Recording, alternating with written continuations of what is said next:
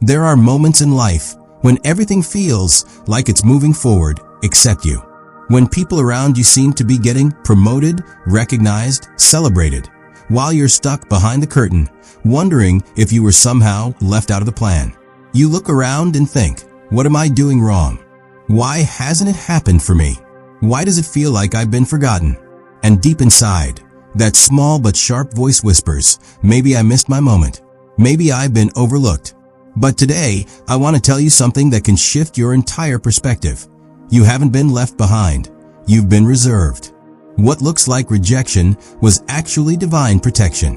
What felt like delay was a deeper design. You weren't forgotten. You were being hidden. Hidden not because you were unworthy, but because you were being prepared. While others were chasing stages and applause, you were being cultivated in silence. And silence is not absence. It is the sacred space where real transformation happens. The kind of transformation that doesn't just change your path, it changes you. You see, the world values visibility, but Jesus taught us to value depth. He spent years in quiet preparation before stepping into his public purpose. And he modeled something powerful. You don't have to rush to be relevant. When God is your guide, timing is not your enemy, it's your ally. That hiding place you resented was actually a training ground. It built strength you didn't know you had. It taught you to hear without noise, to stand without applause, to trust without evidence. And now, that season is shifting. Not with fanfare, but with fire.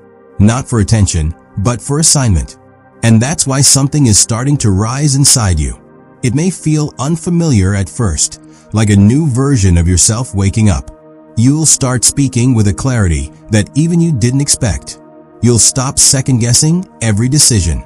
You'll begin acting with boldness that surprises the version of you that used to hesitate. Because this isn't ego speaking. It's not arrogance, it's alignment. You're not trying to impress anymore. You're walking in awareness of who you are and whose you are. When the Spirit of truth leads you, confidence follows. Not because you think you're perfect, but because you know you're being guided by something greater than fear. Some of you have spent years battling self-doubt, overthinking every move, wondering if you're capable. But now, you're stepping into a space where you no longer have to fake confidence. You will carry it. Because you know your strength isn't in your personality, your resume, or your past wins. Your strength is in your source. Jesus showed us that authority comes from intimacy. He didn't act out of pressure. He moved with purpose. And when you start moving with purpose, you don't need permission. You stop waiting for people to validate what God already confirmed. The reason you're feeling this internal shift is because you're not who you used to be. That season in the shadows changed you.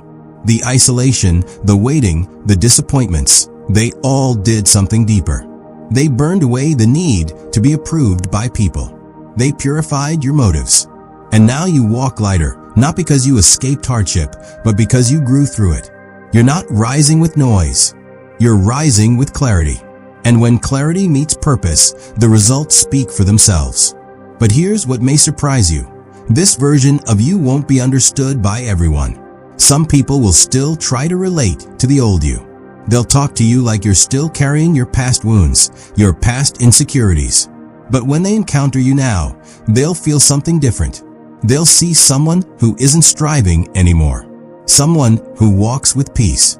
Someone who's been through the fire and didn't come out burned, but refined. And that's because your transformation wasn't cosmetic. It was spiritual. You no longer walk into rooms looking for approval. You walk in carrying assignment. That's what Jesus taught us. He didn't come to gain popularity. He came to fulfill purpose. He didn't just rise for himself. He rose for others. And you too are being raised not for recognition, but for impact. This is not about proving anything to anyone. It's about releasing what's been planted inside you all along. That fire inside you, it's not ambition, it's calling. And it's time. So today, I invite you to stop apologizing for your growth.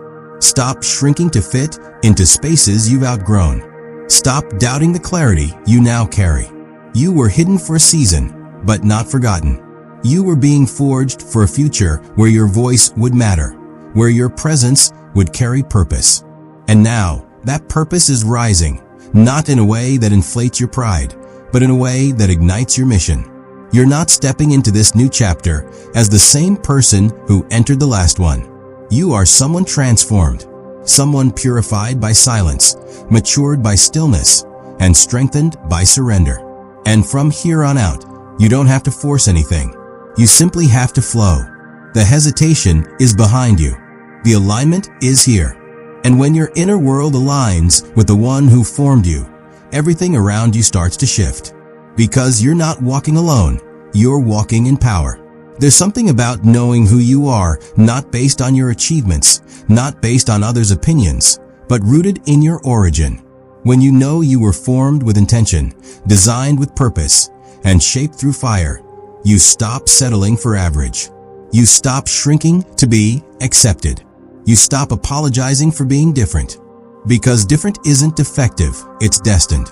You were never meant to blend in. And deep down, you've always known that. That's why the world's mold never fit you. No matter how hard you tried to conform, to please, to fit the expectations others placed on you, something in your spirit resisted. That wasn't rebellion. That was calling. That was the fingerprint of God on your identity. Jesus didn't teach us to copy others. He taught us to walk in our true selves, anchored in love, aligned with truth, and led by the Spirit. You weren't made to follow the crowd. You were born to lead with light. You weren't shaped for shallow waters. You were formed for depth. And now, that distinction is not something to hide. It's something to honor. And here's the powerful shift. Your impact begins not with applause, but with obedience. Not when everything is perfect, but when you say yes, even when it's uncomfortable, even when it's quiet, even when no one sees it.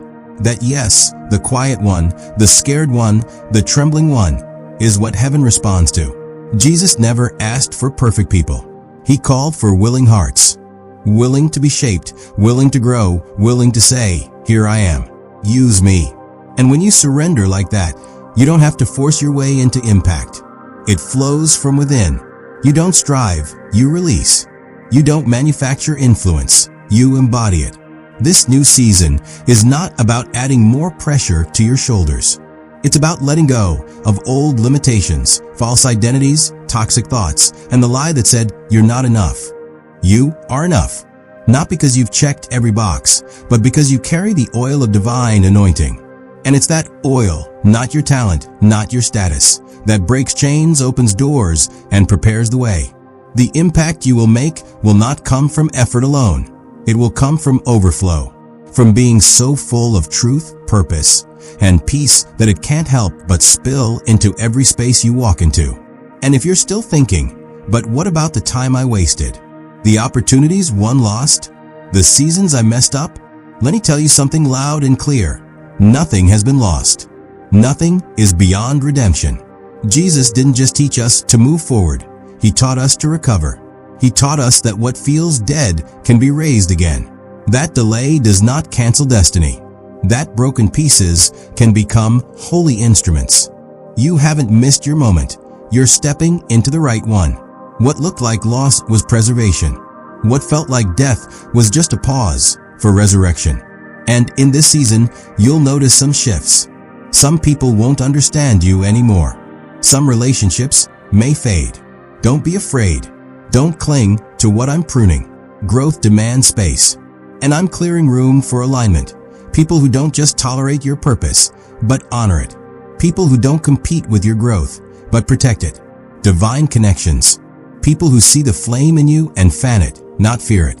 And in time, you will become that person for someone else. A voice of wisdom, a lighthouse of truth, a mentor in moments of doubt. And all of this began with a yes.